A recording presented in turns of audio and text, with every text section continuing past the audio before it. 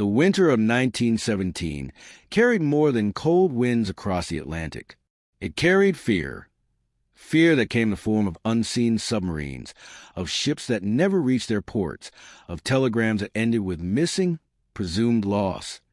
For Anna and Lucien, two children from the French coast, that fear became reality on a storm-racked night when their father's ship vanished beneath black waves.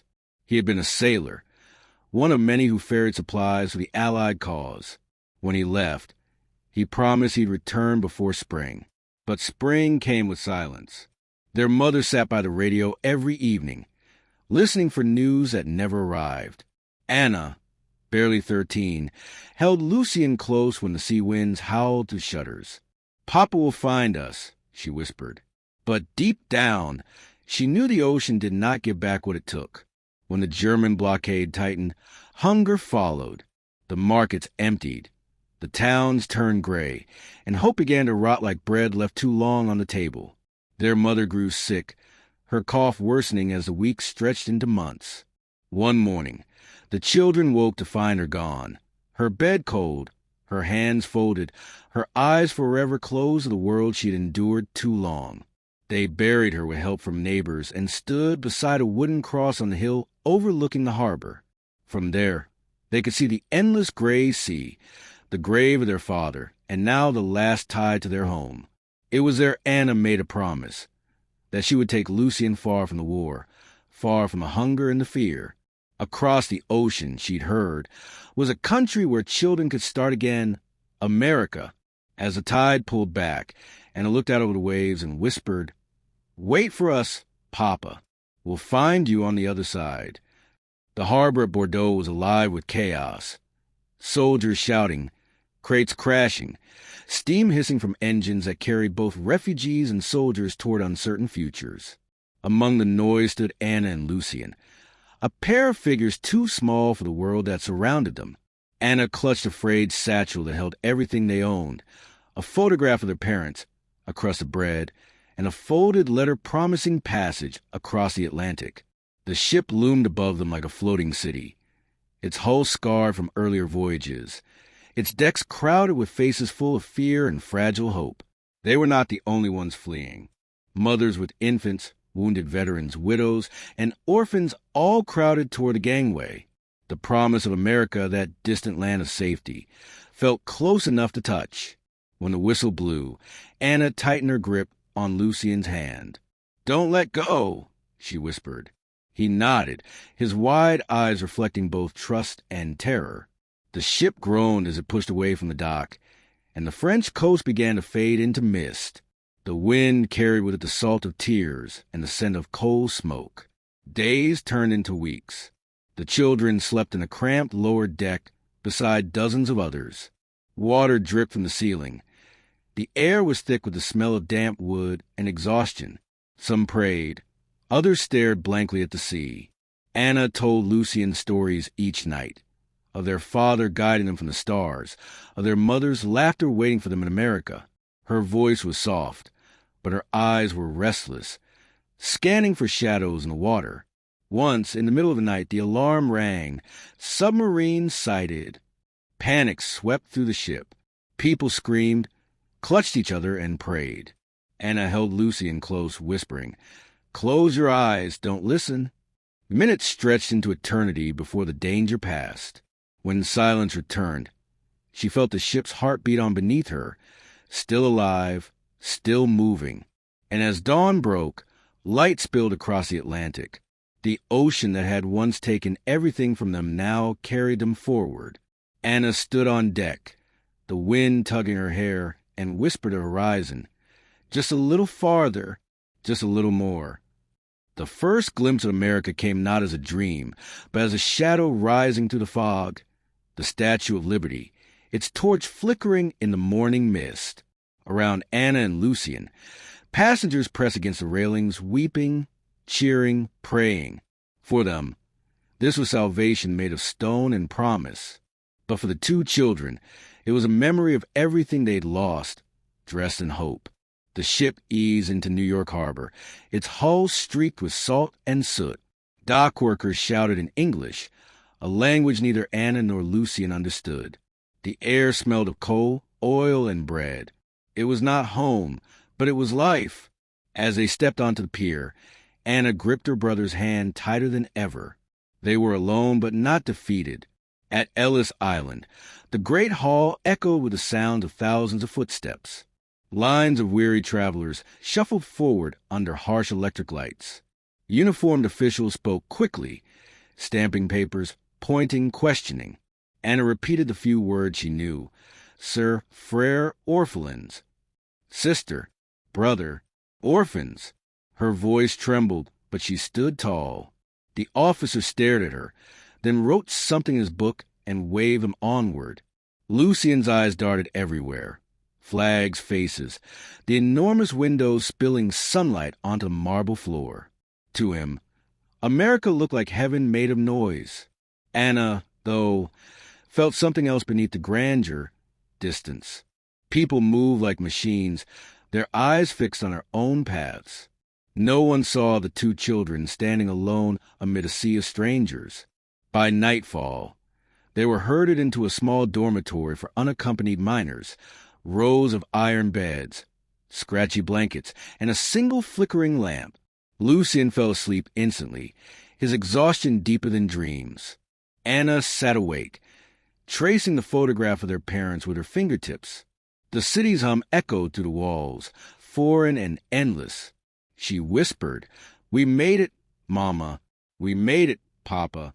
But where do we go now?"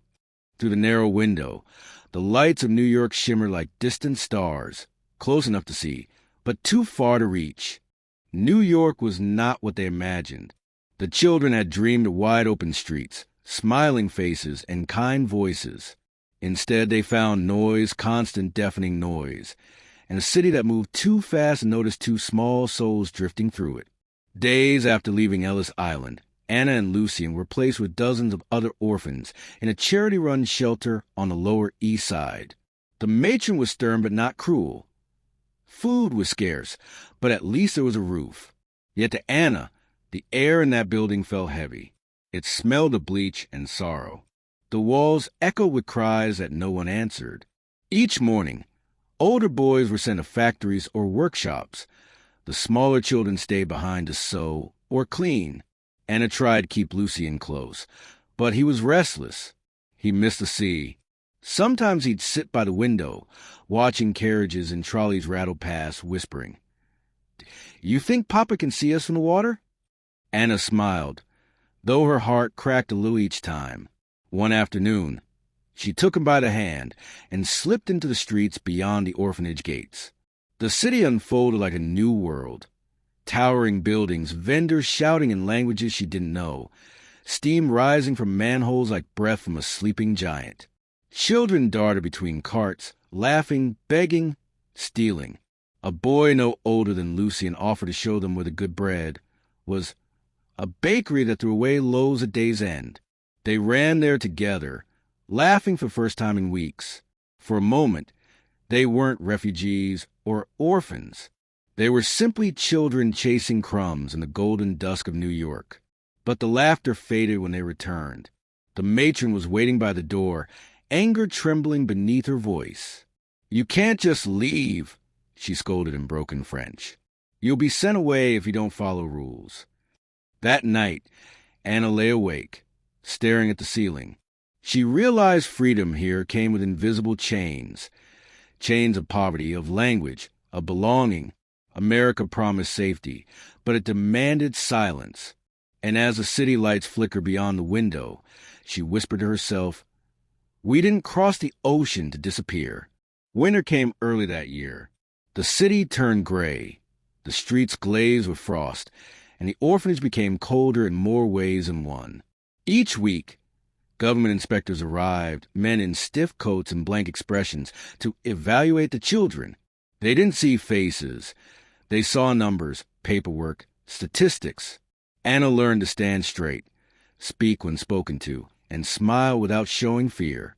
Lucien tried to copy her, but his smile never lasted long. One day, the matron announced that younger boys were being relocated, sent west to farms and families who needed help. Some called it the Orphan Train. It sounded hopeful, almost magical, but the older children whispered stories. Boys made to work without pay, girls disappearing altogether. Anna held Lucien's hand tighter. "We stay together," she said. "No matter what." A week later, their names appeared on a list. She begged the matron to reconsider, but the woman only sighed. "Orders," she muttered. "Two mouths less to feed." The next morning, they were marched to the station, a line of children in threadbare coats, watched by strangers who had already decided their fates. Anna scanned the crowd and felt something inside her break. They had crossed an ocean to find freedom, and now, in this land of opportunity, they were being traded like shadows. As the train whistle screamed, Lucien clung to her arm. "Where are we going?" he asked. "I don't know," she answered, her voice trembling. "But I'll find you, always." When the inspector pried them apart, Lucien toward one car, Anna toward another, she fought, clawed, screamed his name until her voice cracked. But her words were swallowed by the engine's roar. Hours later, as the train rattled westward, Anna sat by the window, her face pressed to the glass, watching the city shrink into smoke and distance. Around her, other children stared in silence. The system didn't need their stories. It only needed their obedience. In that moment, Anna understood the truth of America's promise. The land of freedom was also a land that forgot, and it forgot children first. The train rumbled to the heart of America, endless fields, frozen rivers, and towns that blurred past like ghosts. Inside the car, rows of children sat huddled together, their breath fogging the cold glass. The orphan train was meant to deliver new beginnings, but for Anna, it felt like exile all over again. She hadn't seen Lucien since the platform. The sound of his cries haunted her in every turn of the wheels. Each mile that carried her westward pulled her farther from the only family she had left. She pressed her face to the window and searched the horizon, as if sheer will could bend the tracks and bring him back. Volunteers from the Children's Aid Society moved down the aisles, reading names, giving out stale bread and milk. Some children clutched papers with addresses. Families who had chosen them from photographs. Others, like Anna, had no destination. They would be placed wherever a hand was raised. The train stopped in small towns, Kansas, Nebraska, Iowa, and each time, local families gathered by the platform, inspecting the children as if choosing livestock. Strong boy, good worker. That girl looks quiet. Anna learned not to meet their eyes. She watched child after child disappear through the station doors, wondering if they'd ever be seen again. One afternoon, a kind-faced woman with tired eyes paused in front of her. "What's your name, dear?" she asked gently. "Anna Durand." The woman hesitated, then smiled softly. "You look like my sister. I'll take you." The papers were signed before Anna understood what was happening. By nightfall, she was in a horse-drawn wagon, leaving the station behind. The woman's husband drove in silence, his jaw hard as stone. Their farmhouse stood alone on a frozen plain, beautiful and terrifying in its emptiness. Inside, the air smelled with smoke and loneliness. As she lay in her new bed that night, Anna traced the stars through the window and whispered to them, "If Lucien can see these same stars, then I'm not alone." Outside, the prairie winds howled like the ocean that once took her father. The sea was gone, but its silence followed her still. The farmhouse was quiet, too quiet. Days passed like pages of the same gray book, each one filled with chores, silence, and the wind.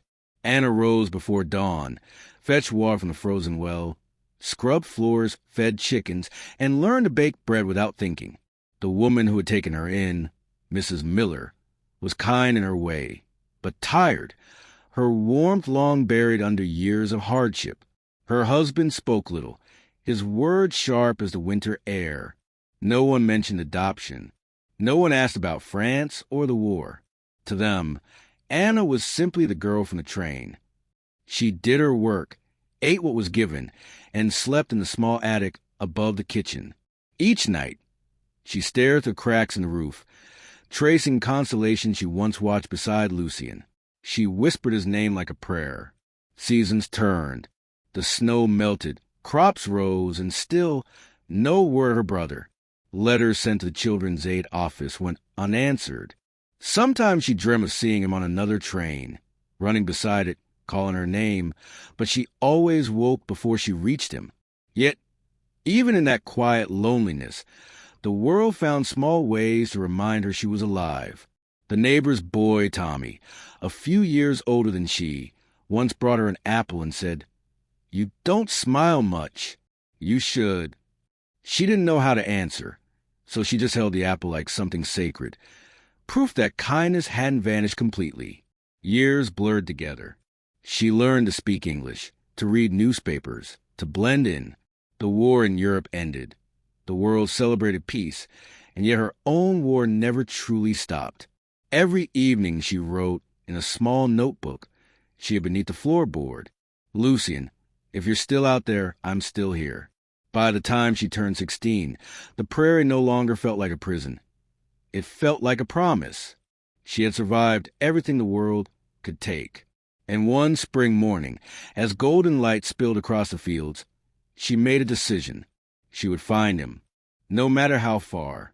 She packed her notebook, her mother's locket, and a piece of bread, and before the Millers awoke, she walked east, toward the rising sun and toward hope. The road back to New York was long and unforgiving. Anna walked for days, sometimes hitching rides on wagons or freight trains, working for meals in small towns. She was older now, her face marked by years of wind and labor, but her eyes still carried the same fire, the same promise she'd made to a frightened boy on the docks long ago.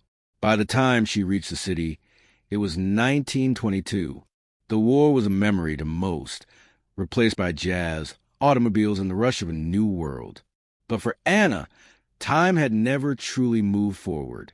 Every face in the crowd could be Lucien. Every voice could be his. She found her way to the Children's Aid Society, the same building that had torn them apart. The clerk barely looked up when she spoke. "Record before 1918, he muttered. "Many lost in the fire." She pleaded, her voice trembling. "Please, he's my brother." The man sighed, then searched through a drawer and pulled a faded folder. Inside was a single note. Lucien Durand, relocated to St. Louis, Missouri, 1918. No further record. No guarantee. But it was enough. She worked her way west again, fueled by nothing but hope. When she arrived in St. Louis, she visited every orphanage, every parish, every record office she could find. Most shook their heads. Until one gray afternoon, a nun at a small mission home paused at the name. "Lucien?"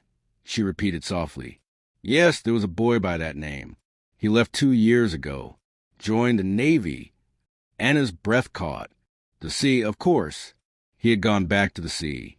Weeks later, standing on the docks, she saw him, a young sailor in uniform, stepping off the gangway, duffel bag slung over his shoulder.